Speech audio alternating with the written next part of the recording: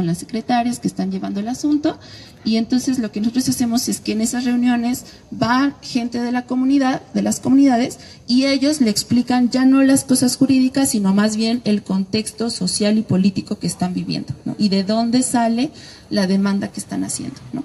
Bueno, en el caso de Cherán, pues hay un tema de inseguridad, hay un tema de desatención muy fuerte por parte del Estado, hay un tema de pues de reivindicación de un derecho, no sé, el conflicto social más bien, ¿no?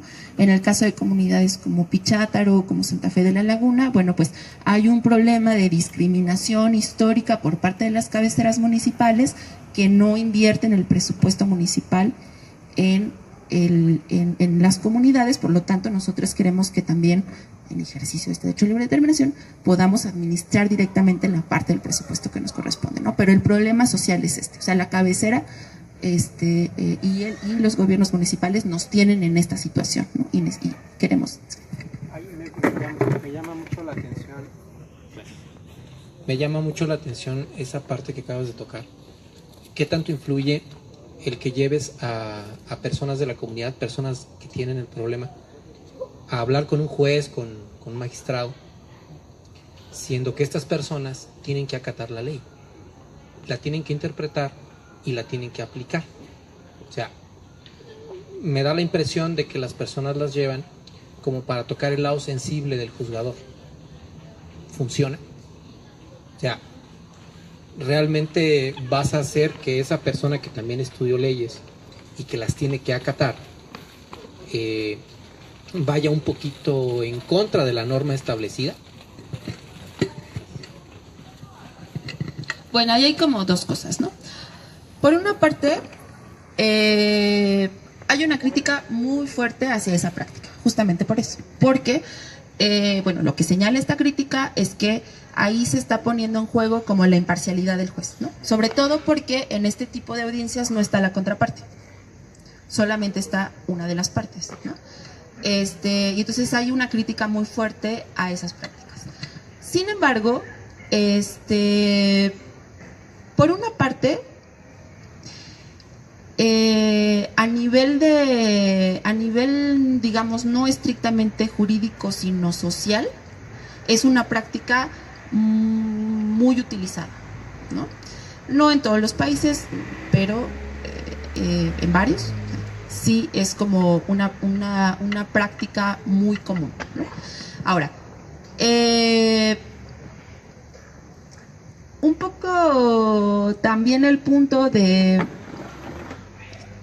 ¿cómo decir? O sea, en la medida en la que estás en un contexto donde esa práctica es tan común y de alguna forma tiene una especie de legitimación no jurídica pero social, ¿no? En el sentido de que insisto, de que es una práctica muy común, pues por una parte hay una reflexión de, bueno, o sea, si las grandes corporaciones económicas, si ciertos actores con alguna ventaja política o económica lo hacen, pues los grupos como subalternos pues también tienen, o sea, también tienen la posibilidad como de aprovechar o de utilizar o de hacer esa práctica, ¿no? Eso por una parte. Y por otra parte, si funciona o no funciona, a veces depende de muchas cosas, ¿no? Pero yo, por ejemplo, ¿mande? ¿Cómo no quita? Puede funcionar o no, pero no quita. Ah, sí, no quita, eso sí, eso sí. Y además, yo, por ejemplo, también por mi propia investigación he tenido la oportunidad de hablar con muchos secretarios y personal de ciertas instancias. Y entonces, algunas veces la gente te dice, bueno, mira, lo que pasa es que a veces, muchas veces vienen y me dicen cosas que yo ya sé porque están en el expediente o porque están en la ley o porque en realidad no me importa, ¿no? O sea, es más como una atención que algo que realmente me vaya a servir. Pero a veces pues sí me dan, por ejemplo, si vienen y me cuentan el contexto social, pues es un contexto que yo no conozco, ¿no?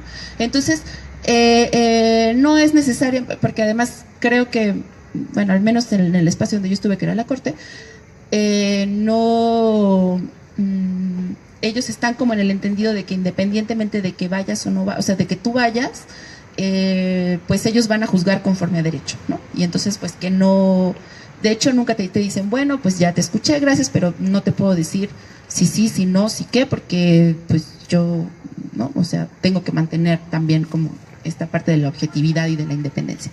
Pero ya en lo corto, si te dicen, bueno, a veces hay puntos que yo no conocía y que sí me sirven para dar cierta dimensión a las cosas, ¿no? O para entender el contexto o para ver las cosas como desde otro enfoque, ¿no? Y también una cosa que hemos estado discutiendo mucho en el seminario es justamente que pues el derecho también es muy maleable y muy flexible, ¿no? O sea, si nos movemos a otro campo, no es necesariamente cierto que si a ti te plantean un juicio haya una sola respuesta correcta, la que venga del derecho, ¿no? En realidad muchas veces un mismo asunto tú lo podrías resolver blanco o negro o gris y las tres tendrían un fundamento jurídico pues idealmente aceptable, ¿no? Sería convertirlo en una argumentación. Exacto, ¿no? Entonces un poco a veces eso es también, eso juega mucho cuando uno hace, por ejemplo, la práctica del lobbying, ¿no? Porque también puedes encontrar otros argumentos para decir, ah, pues a lo mejor sí o a lo mejor no, ¿no? Entonces, en ese sentido, sí puede llegar a servir, pero no, sí, o sea, no es algo que siempre funcione, pero tampoco es algo que